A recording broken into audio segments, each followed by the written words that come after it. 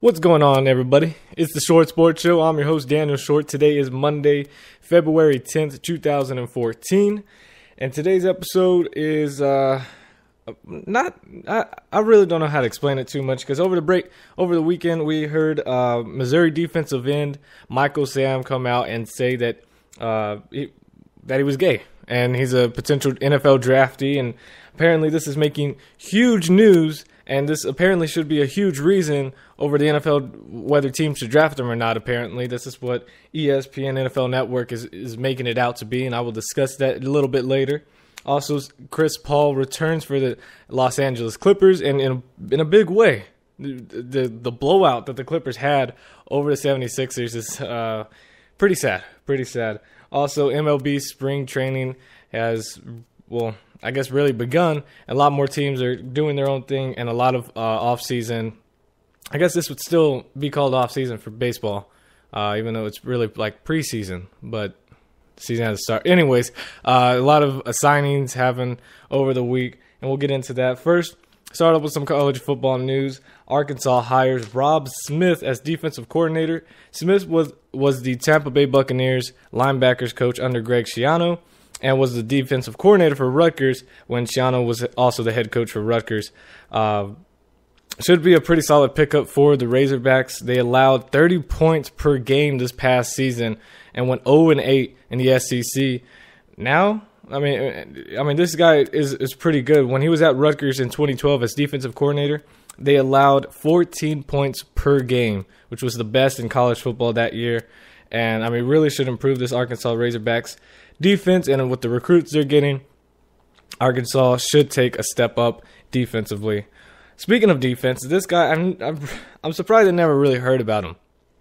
But this is basically all SEC news right now. With Tennessee linebacker A.J. Johnson and defensive lineman Danny O'Brien were arrested on alcohol-related charges.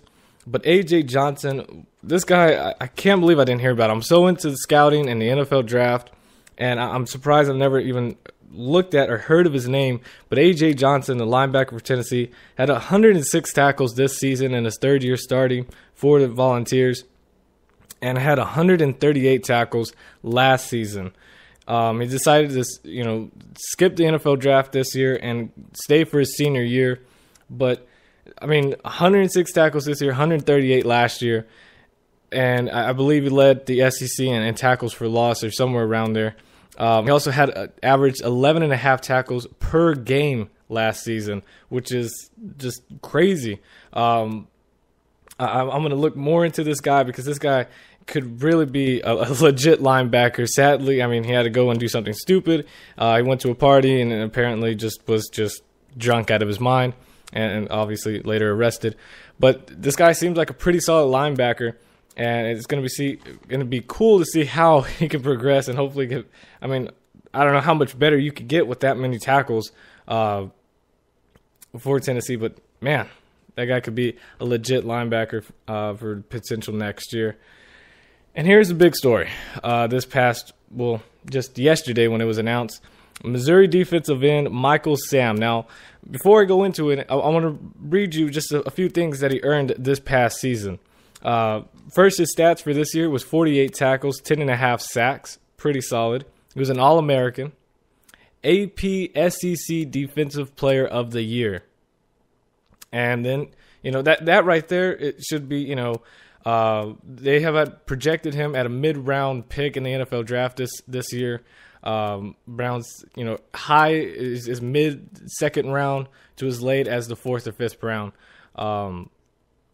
But goes on ESPN outside the lines and tells the guy that he's gay. He could be the first NFL draftee that is openly gay, that told people before before he actually played football for them. He told his teammates and coaches this past August and at the Missouri, and just I don't understand why this is really a big deal.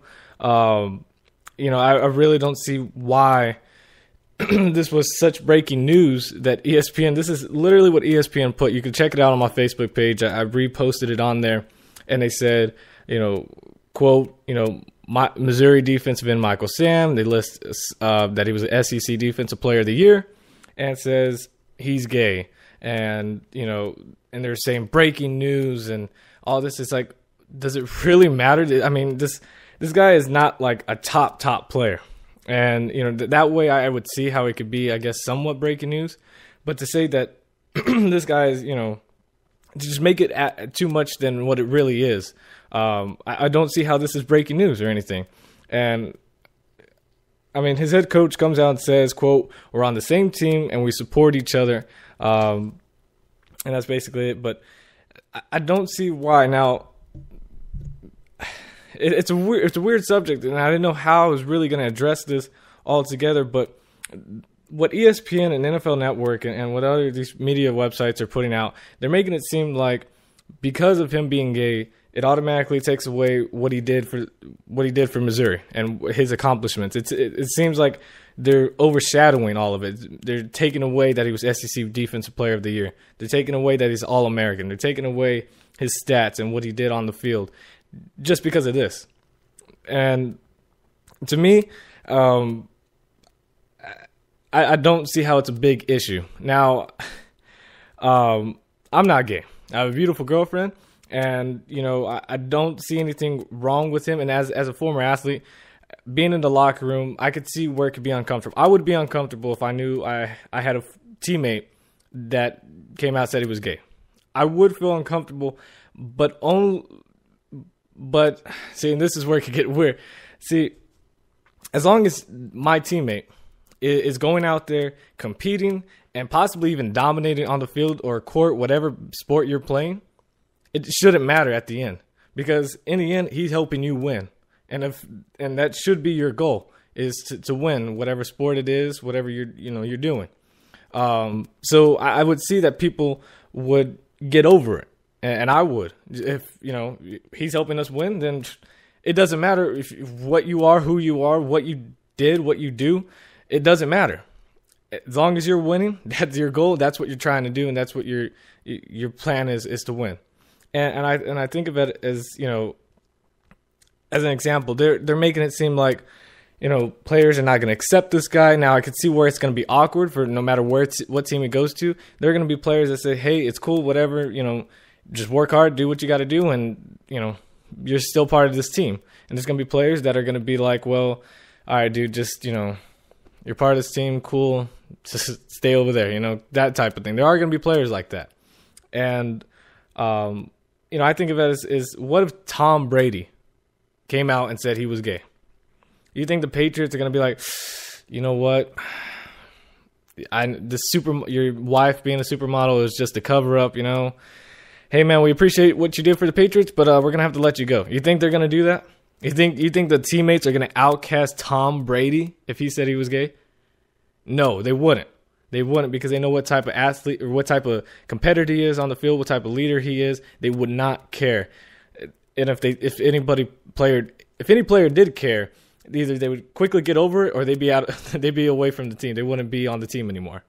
So I don't see what the big deal is. Why this made quote unquote breaking news for SportsCenter, for ESPN, because in the end, it doesn't matter. If this guy's going to compete, if he can play like he did in the SEC and move it over to the NFL and within a year be a solid backup defensive lineman or linebacker, whatever position they switch him to, if he can make plays on special teams, if he does what he's supposed to do on the team, and then it doesn't matter. It does not matter, and I don't know why this has to be breaking news. And I wanted to address that because I don't want to be a part of the media where they're saying, "Oh, this is breaking news." Let's, I don't know. I see like I'm taking a different side to it, like where it really shouldn't matter. If he plays the way he's supposed to play and he does a good on the NFL Combine, then that's it. And his pro day, whatever he's doing, if he shows that he can compete and he fits into the team system, if the San Diego Chargers said, "Hey, this guy can work on our team," then I'm not going to care if he's gay or straight or whatever. As long as he's helping my team win, I'm good with it. And I think that's how our mindset should be for it. But I don't know. When I heard this coming out, I was just like, this is so stupid why this is breaking news. And if this is how we're going to have to be about stuff, then it's really dumb. It's really, really dumb. But that's my little rant on it. I had to get that out there. I want to know if any other people see that way. If you were a teammate that, if you had a teammate that was gay or something, and how your team responded to that. Because it seemed like the Missouri team, the players knew, obviously he told them last August before the season started, sure, there were probably some players that, said, whoa, okay, I'm not going to hang out with this guy. And there were probably some players that said, this guy is a pretty beast for our team.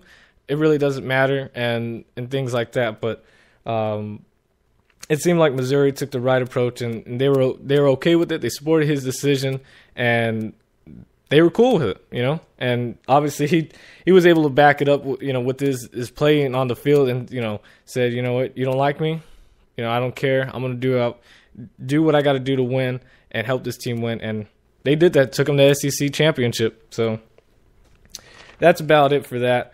NFL news really hasn't been too much, mainly just on the Kansas City Chiefs and the Redskins. Kansas City cut cornerback Dante Robinson after one season. He signed a 3-year, $13.75 million deal this past offseason, but because of injuries and just fell off. Only played 9 games with 14 tackles and 2 defended passes, and that was it for him. Dante Robinson last year played for the I don't know if it would be last year since the season's now finished. So would that count as last year? Either way, in 2012 season, he played for the Atlanta Falcons and did a pretty solid job over there. That's why he got the 3-year deal with pretty solid money. He's 31 years old, will be a free agent, and I'm sure he'll get picked up by somebody. Chiefs also, they're losing players in free agency. I don't know if you guys have checked out specific teams on who they're losing, who they could potentially lose in free agency. And Chiefs could lose a pretty, a handful, but players that made impacts for them. And that's offensive tackle Brandon Albert, who they franchise tagged last year and is most likely going to be released. He is a veteran. He's been there for a long time. So it can make sense why they're letting him go because of the money aspect. And also, they got a young offensive line and guys that could take his spot. They're also Dexter McCluster could be a free agent this year. Did a solid return game for them, and also was a good, slot receiver and halfback when they would switch out every now and then. And also defensive end Tyson Jackson, former LSU player, who's a top, I believe, first-round draft pick and a top 10 pick maybe. I know he was a big pick. I saw him when he was at LSU. I really liked him and did nothing. And then I think started improving this past season. But they could lose them all in free agency. I doubt they'll lose Dexter McCluster. I'm pretty sure they'll re-sign him. But the other guys could be let go. Also, this just in. I get that switch. Redskins hired Doug Williams as personnel executive. Was the MVP for Super Bowl 22 on the team. And really don't know how that's going to help them too much, but it will. Baseball news. Baseball is we're almost there. We're almost there. I'm excited. I know college baseball starts this. Speaking of college baseball starts this Friday for majority of the teams. And I actually on this past Saturday went to a Texas State baseball banquet for the Texas State Bobcats. And it was really good. There was a comedian there. They always have a special guest to come talk to the people that are there and the team. A few years ago, they had Roger Clemens, Nolan Ryan. I know last year was my first year going. They had Paul Goldschmidt, who's a former Texas State baseball player and is now the first baseman and all-star player for the Arizona Diamondbacks. And this year they had some guy who at first I was like, great, this guy, I don't know who this guy is. This is dumb. I really don't want to go. But it actually turned out really good. His name is a comedian, Domingo Alaya. I hope I said his last name right. Anyways, this guy was hilarious. Check him out on YouTube. This guy was really, really funny. And I was glad to go. It was a real fun event. But I'm ready for baseball. I'm a TCU, Texas State fan for college baseball.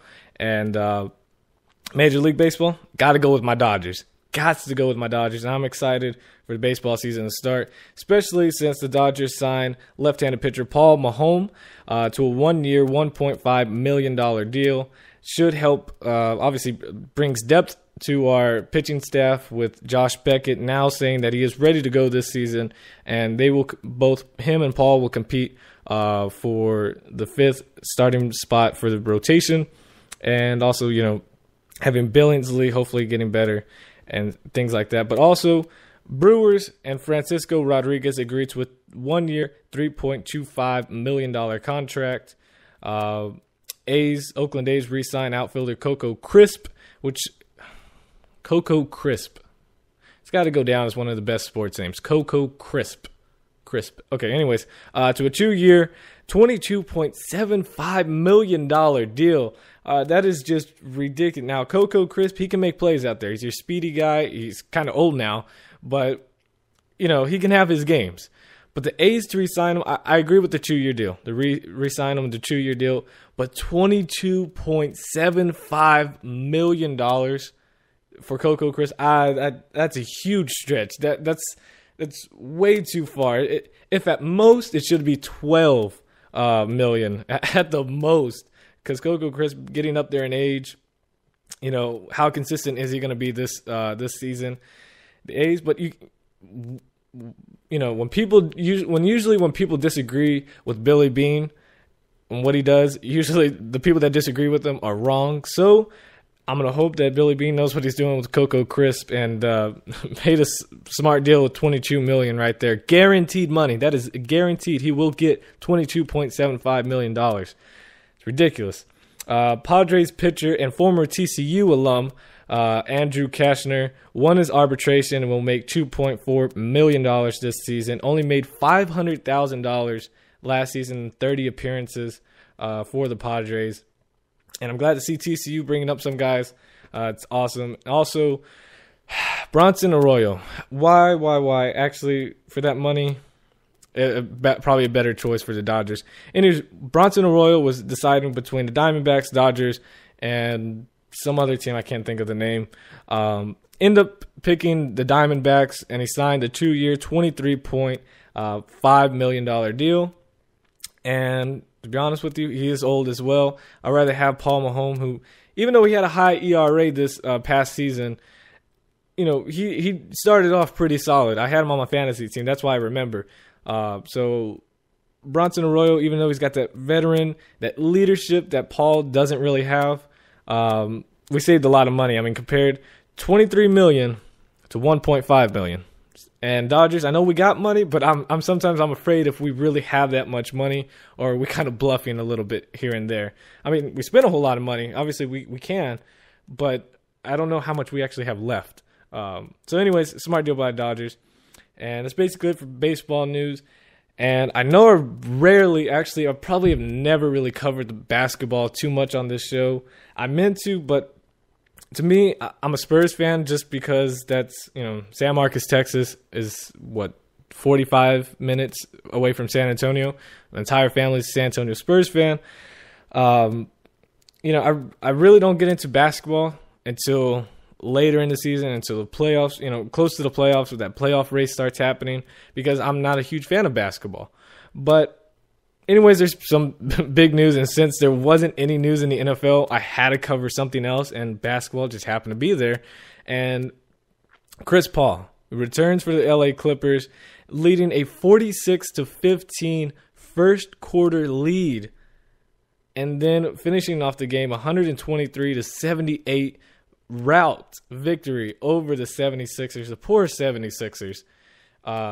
Clippers win 123-78 over the 76ers. And Blake Griffin, 26 points. Chris Paul just returned. He, I think, had 14 points? Nothing too much, or 7. I don't know. And then Kevin Durant scores 41 points again. He does it again. At first, I thought this was from last week when he scored 40 points, and I thought maybe just ESPN had just, you know, screwed up. But no, he scored 41 points again, and getting the victory over the New York Knicks, 112-100. Kevin Durant, I don't know why they just don't give him MVP. There's really no one else, not LeBron, obviously not Kobe Bryant. There's no one else to give the MVP to. It's Kevin Durant's MVP to lose. He does 40 points again. And also, the NBA All-Star Week starts this Friday in New Orleans, starting off with the NBA Celebrity Game, which I cannot wait to watch because I love watching 5'2", 5'6", whatever Kevin Hart is, and watching him in the All-Star Game. It's always a great show, a great game to watch, and so that would be fun to watch. And also, speaking of basketball, I will go into this because I know a little bit about basketball, and that's about Kobe Bryant. I'm gonna have a discussion video uploaded hopefully by the end of today. And the question is, should Kobe Bryant return for next year for the 2014 season? Really hasn't done anything this year, but should he return, or is it just time to just say goodbye to one of the greatest basketball, I believe the second greatest basketball player of all time, Kobe Bryant? Is it time for him to say goodbye, not only to the Lakers, but to the NBA? That will be a discussion video on YouTube, only on YouTube. Just type in The Short Sports Show. And that is the end of the show today. It was a very short show, but that is The Short Sports Show. Okay. Anyways, next show will be Friday. You can listen on iHeartRadio, Spreaker.com, YouTube, whatever it may be. Also, follow me on Twitter at @short_sports 24/7. Also on Facebook, become a fan on Facebook, The Short Sports Show. Leave a like when you are there, and also at YouTube. And I believe that is it for today, but we will be back on Friday. Hopefully some NFL news happens. That's real NFL news, not about someone coming out saying they're gay. Just real NFL news. Let's get something going, because just because there's no football, and we haven't had football on a Sunday since last August, I doesn't mean we have to stop talking about football. I mean, we all need a little bit of football in our life. We need to talk about it. And if not, we are going to get very depressed pretty soon, because right now I'm losing just a little bit of faith right now, and I need some football. And this is CFL season. Isn't that in the spring? Is that not in the spring? Because if it is, I might just have to watch that. That's one thing I regret. Not when I was in Seattle, since we were about 45 minutes to an hour away from Canada. I never got to visit Canada. I should have just gone. Before I left. Because now I'm in Texas. You know how far from Texas to Canada is? It's pretty far. And I didn't get to go. I didn't go. That's sad. All right, guys. Well, I'll see you guys Friday. Again, Twitter at @short_sports 24/7. Facebook, The Short Sports Show. YouTube, iHeartRadio, Spreaker.com. Follow, subscribe, like, favorite, all the other good stuff while you are there. I will see you guys Friday. God first, God bless. I'm out.